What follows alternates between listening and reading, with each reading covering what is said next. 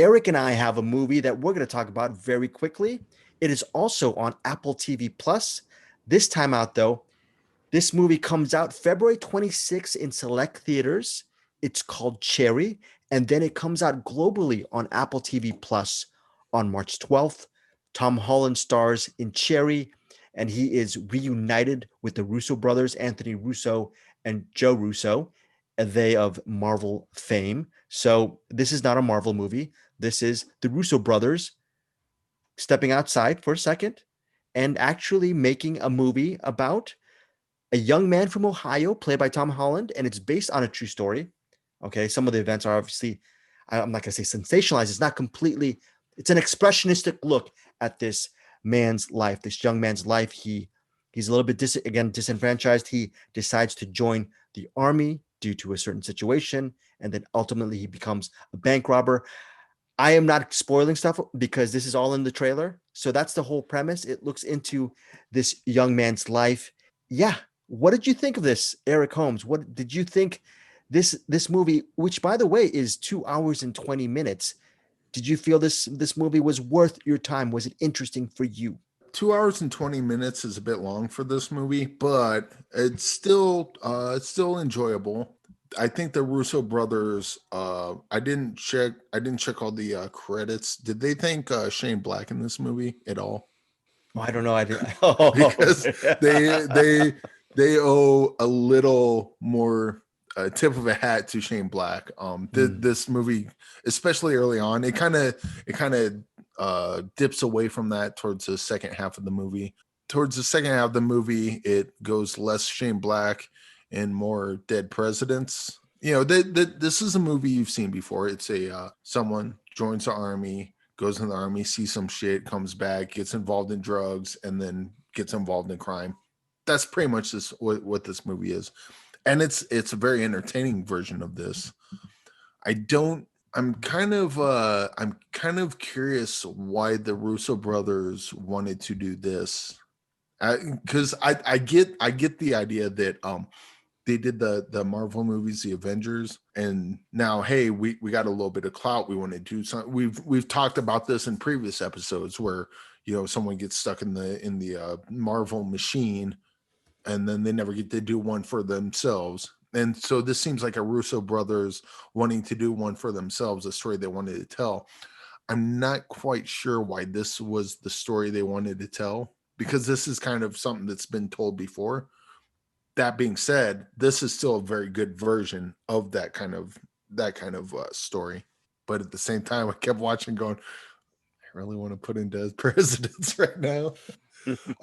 Would you recommend And it to someone? Say, hey, I really want to see Cherry. It's on Apple TV oh yeah, Plus. yeah, Okay. absolutely. The movie's absolutely entertaining. And at some points not, but not entertaining in the way that was meant by the filmmakers, if that makes sense, because it gets it gets really dark during the second half. And yeah, it's definitely worth watching. It's just one of those things. It's a movie you've seen before, but it's a good. I would say it's a good version of that movie you've seen before. Okay, cool. And Tom Holland in this is pretty freaking fantastic. Okay, very cool. That is your take on Cherry. Bruce, you haven't gotten to Cherry yet. You've seen a little bit of it. I guess you can't really do a full review. We'll probably do a rewind next week on Cherry, probably. And so far, so okay. So far, so or no comment. You can't really give it So a far, I will keep watching it. Let's just say that. you But okay. there's some things that the first hour that annoy the hell out of me. I'll tell you that much. Okay, I'll tell you why that the Russo brothers directed this movie. I was expecting to really not like Cherry at all. Surprise! I'm telling you, I absolutely fell in love with Cherry. I love it. I was expecting to hate it, and this is why it took me forever to actually watch this until the midnight hour to watch this. I thought I was like Eric. Eric, you would give this a recommendation. You're saying it's entertaining. I actually thought it went above the entertainment level, and it reached another level for me because I love their stylized take on this young man's life. It's really this movie ultimately is several movies rolled into one. It's a relationship drama. It is a war film. It is bank robbing film. It's a drug addiction film, and it's a person coming to terms with their own demons type of movie. Has a lot of different elements to it. I also, without giving too much away, it doesn't the final act, which you could have gone a very predictable path with, and I don't want to really mention how it does something cinematically. And Eric, I know you want, we can't say this. Maybe if we actually did a spoiler, they do something within the last, I would say, 10 to 15 minutes of the movie, maybe even 10 minutes of the movie, that I thought was just a masterstroke. I was. Oh, also, there's this girl. I'm really curious of what you're talking about. I think I have an idea, but I'm Yeah. really curious of what you're talking about. And I'm also really curious if I agree with you. Oh, very cool. Okay, so Emily is the love of Cherry's life. Cherry is the name of Tom Holland's character. Emily is his love. She's played by Ciara Bravo, Ciara Bravo. Bruce, do you know who that is? Have you ever seen Ciara Bravo in anything that you know of? I feel like Ciara? I did, but I don't Ciara? know. No. I hope that's the way to pronounce her name. In my life, I've seen probably several performances where I said to myself, man, I really want to see more from this actress. First time was, I think I saw Tuesday Weld in a film with Bob Hope years ago when I was a kid. I think the movie was I'll Take Sweden. And from then on, I went to see Pretty Poison. I realized she was in Once Upon a Time in America. And then she starred with James Caan in Thief. First time I saw Tuesday Weld, I thought, what an amazing actress. I've got to see more from her. The other time this happened with me is when the first time I saw Amy Adams, I believe, in Junebug. The third time this has happened to me is, I'm probably butchering her name, Ciara Bravo as Emily. She delivers an amazing performance in this film. Amazing, amazing. We were introduced to her, and she's very sort of a quick. Her lines are really well written, very quick witted, and then you get to see how her relationship with Cherry affects her own life. I just thought she does a fantastic job. Once this movie starts getting its reviews, whether it's negative or positive, there's Sarah Bravo's name will be pretty, it's going to be highly praised within the next week or so. Yeah. And I think this is going to be, do you feel that way, Eric, regarding her performance? Yeah. Or Yeah, her and Tom Holland, they got a good chemistry together, and she's fantastic, and he's fantastic. And actually, this is another scene, and it's not going to make any sense to anyone who hasn't seen it, but when you get to that point, it will make sense. And Greg, you'll know exactly the part I'm talking about. But there's a part towards the end where he takes off a shoe. Does that ring a bell to you? Yeah. That I did love that scene. Oh, yeah. And there's definitely flashes of brilliance in this, but again, this is a story we've seen before, and I don't know that it brings much to the table, but I do think it's, I think if they did an hour and a half version of this, or even an hour 45-minute version of this, I think it would probably work a lot better. Granted, this goes, this is kind of takes up a large portion of his life, so it's got to feel epic, but that doesn't mean it needs to take a long time. I can't. Oh, what movie were we talking about? It wasn't that long, but it felt long. But it didn't feel long because it took forever. It felt long because you felt like the. I cannot remember now.